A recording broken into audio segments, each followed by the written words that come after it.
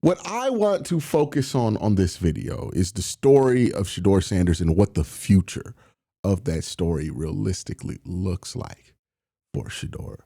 Because most of the conversation about Shador is centered around how useful is he going to be to the Cleveland Browns organization? Will he be so useful to the Cleveland Browns organization that he stops the Browns from drafting a quarterback at the top of the draft? Or will he be just useful enough to stay on the team?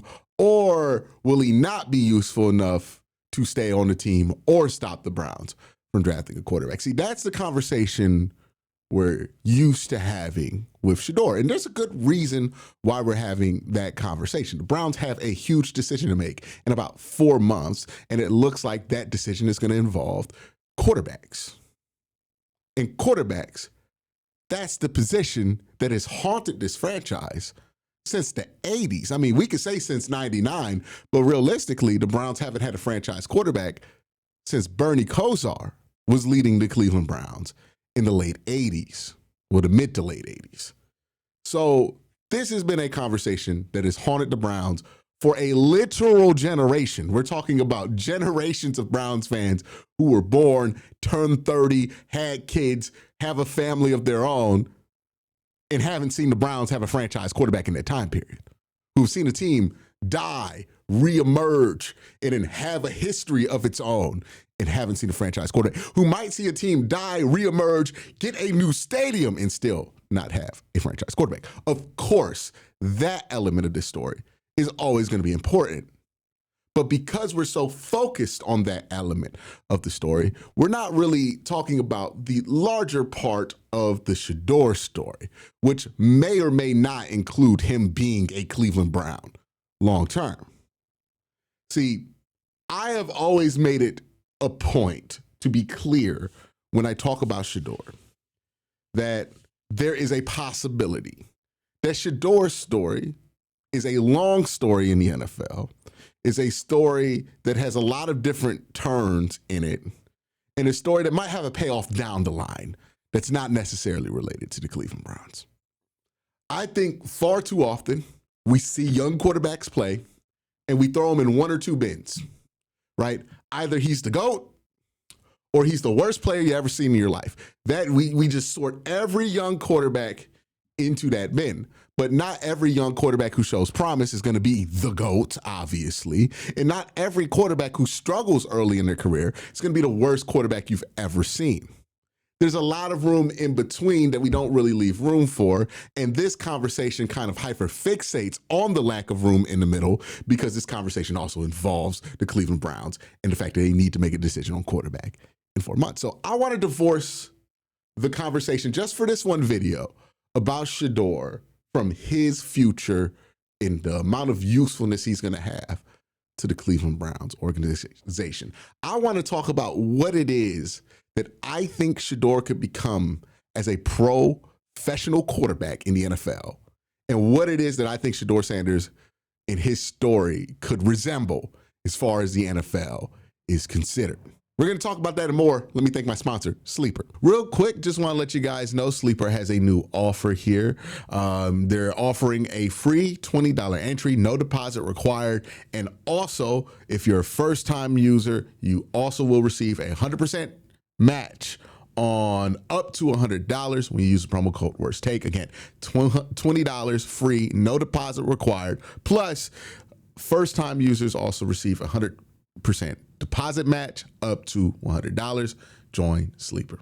If you are used to having this conversation online, it feels like there's only two places you can be, right? You can only be a diehard Sanders supporter who thinks he is one of the best quarterbacks to come out of the draft in the last few years, or you can only be a diehard Sanders hater who thinks that he doesn't belong in the league and use every time that he fails to point out that being him not belonging in the league. I tend to have a different opinion. This is an opinion that makes none of the diehards happy, right? I hear it all the time from anti-Sanders people that I'm too charitable to Shador. And I hear it all the time from Sanders people that I am not charitable enough to Shador. Wherever you think is right in this conversation is relative to your perspective and your opinion of Shador Sanders. I don't know if I'm right. You don't know if you're right. We're just having a conversation here, right? But for me, I think that on one hand, Shador has demonstrated in his short time playing in the NFL that he has enough traits about him that make you encouraged that he has a legitimate future as a quarterback in the NFL. What level of quarterback he will be, I think, is undetermined. I think a lot of people project when it comes to that. But I think there is enough evidence that he is going to have a future as an NFL quarterback if teams are just evaluating him by the football. On the flip side, I do think we've seen a lot of things from his play that suggest that Shador has a lot to work on before he can provide the consistency he needs to be the guy that people might want him to be on a consistent basis. And I think the reality of that is that in order to develop that consistency, it's going to take a lot of life and a lot of time that people aren't really allowing themselves to have with Shador right now. See, a lot of the conversations are about what Shador could be right now. And I don't think having the conversation on those grounds are favorable to Shador, because right now what Shador is somebody who can show some flashes at the quarterback position, but ultimately doesn't have enough in his down bag as a quarterback to be able to thrive as a starter for an extended period of time. That is where he's at right now. Now, he might progress past this by the end of the season. He might progress past this by next season, but that is where he is right now. What we know from the past in the NFL is that developing that consistency, right? It's one thing to have a special trait, a thing that you could do really well. Developing the down-to-down consistency as a quarterback is something that takes a very long time. This is the hardest thing to master as a quarterback because it's not reliant on you being overtly talented. It's not reliant on you being the most hardworking person on the field. It is about developing skills and knowledge that just take a while to learn, right? You can't speed run through experience, right? If I have my choice between two doctors, and one choice is a doctor who has a pretty good resume, he's been a doctor or she's been a doctor for 30 years, and the other choice is a doctor who's fresh out of college, but boy, he got the best grades we've ever seen coming out of college. I'm taking the more experienced doctor. Not because I don't think that the young doctor is brilliant, but because I know that the other doctor has seen some shit.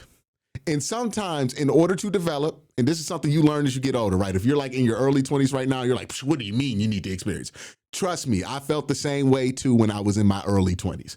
There's just some stuff in life. There's just some stuff in every field that you cannot bookworm your way out of. You're just going to have to go through it, and you're going to have to learn those lessons organically. And that's kind of where Shador is with that part of his game, right? He's going to have to learn organically how to respond to different types of looks that defenses throw to him, because it's not about identifying a look, knowing what that look looks like from photo memory, and then beating that look. It's about being able to be skilled enough in your knowledge of NFL defenses to be able to reverse engineer these looks as they develop them against you, right? You have to almost be thinking at a defensive coordinator level to be able to diagnose what they're trying to do to you and what they're most likely to do to you based on the dynamics of the game plan going on right there. Right? There's understanding that they're trying to sim pressure you. There's understanding that they're trying to confuse you. There's understanding that they're going to put you in zone, but then there's the understanding of how they feel like they're going to trick you and how you're going to play that battle, right? Like Dak Prescott, if you watch his development over the years as a quarterback, I think he's the one where you see this the clearest. Dak Prescott is what, in year 11, 12? Go watch Dak Prescott year 1. Go watch Dak Prescott year 12. Watch Dak Prescott year 1. It's pretty basic reads. He's just playing football at a very basic level. You watch Dak Prescott now, he is trying to reverse engineer the blitzes that Minnesota's trying to throw at him and then identifying the soft spots and throwing into them as Brian Flores is developing those blitzes. That's just one aspect, right? Protections are another thing where he probably has to get a lot better at. Understanding when and when not to check, what to see, how to identify different coverages and what the soft spot's going to be based on what they're trying to do with rolling different. There's a lot of stuff there with Shador that it just takes time to learn, right? There isn't a way to put this in a microwave and have it ready in 3 weeks in order for the Browns to make a quick decision on quarterback. This is stuff that you have to put in the oven. And this is why I think his career is going to follow a similar trajectory of people like Geno Smith, Tyrod Taylor, right? These kind of quarterbacks who been journeymen. I think Ryan Fitzpatrick is another name. Maybe Josh McCown. I don't think he'll bounce around as much as Josh McCown, but maybe Josh McCown. Teddy Bridgewater was who I comped him out of college. Jameis Winston, another name on the spectrum of names where I think he will end up as a quarterback when it's all said and done. And some of you guys might hear those names and realize that those aren't Hall of Famers, that those aren't MVP candidates, and get really, really angry with me because you want Shador to become an MVP candidate. And if you think Shador can be that, I'm not going to step on your dreams. I'm just going to tell you that I don't agree with you. That's all it is. It's just a disagreement. We're just having a conversation. It doesn't have to be hostile. But that's where I believe Shador and his trajectory to be.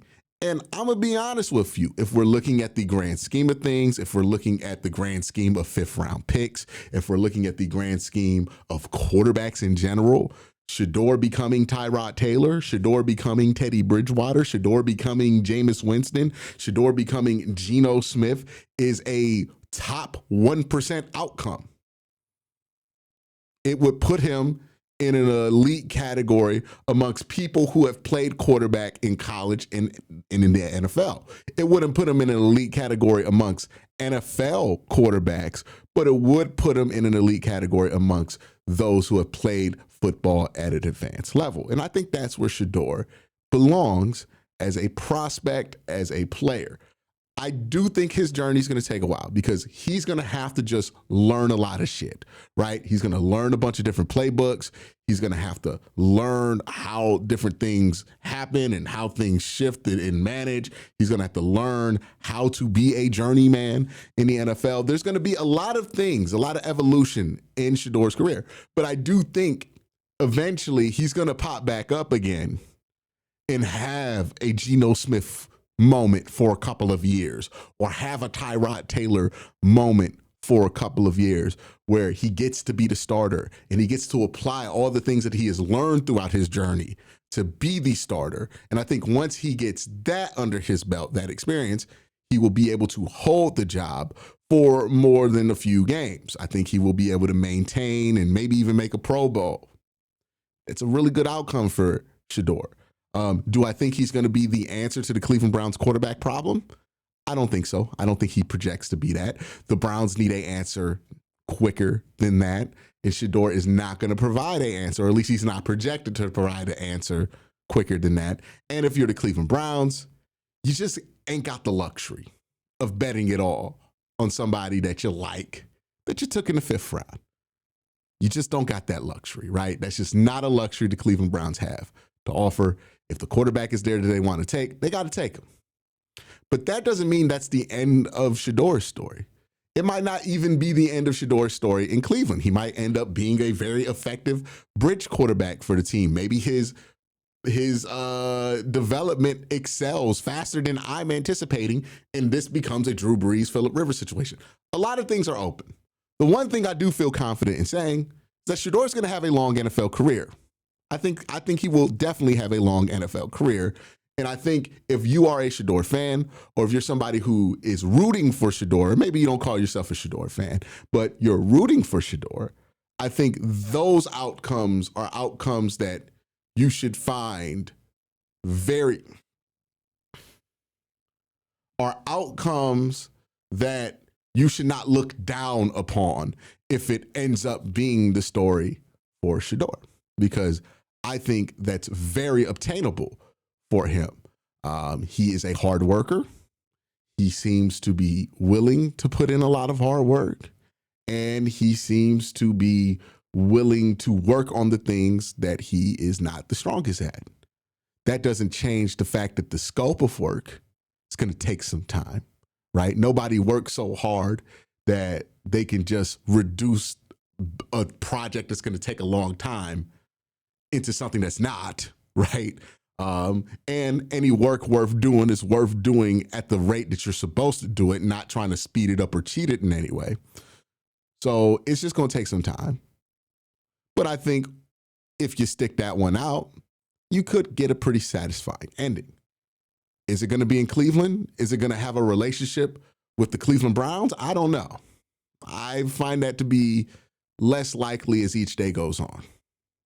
But I do think that Shador is worth keeping an eye on as a prospect. And I plan on keeping an eye on Shador. Maybe I'm not going to cover him on this channel if he's not on the team anymore, but I will personally keep an eye on Shador because I find him interesting as a story and as a prospect. And I am rooting for him to be able to get to those goals and hopefully, you know, for his sake, out-achieve the goals that I think he could reach in his career. That's my thoughts. Let me know your thoughts in the comment section down below. Have a great day. Have a better night. Peace.